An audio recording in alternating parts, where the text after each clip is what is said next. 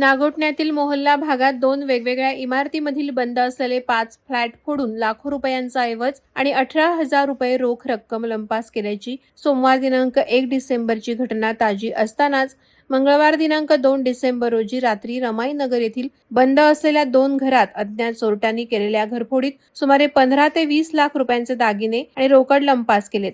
चोरी करताना 2 चोरटे सीसीटीव्हीमध्ये कैद झाले असून नागरिक भयभीत झालेत।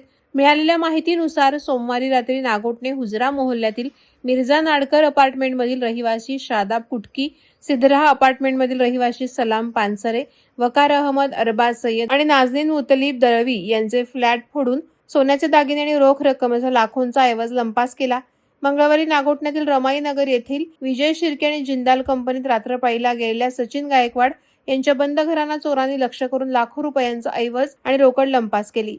या चोरट्यांना शोधण्याचं मोठं आव्हान पोलीस यंत्रणेसमोर उभं राहिलंय। डॉग स्क्वॉडला पाचारण करण्यात आले आहे। या प्रकरणी नागोठणे पोलीस ठाण्याचे प्रभारी अधिकारी सचिन कुलकर्णी यांनी घटनास्थळी जाऊन काही धागेदोरे लागतात का याची सखोल तपासणी केली असून पोलीस तपास सुरू आहे।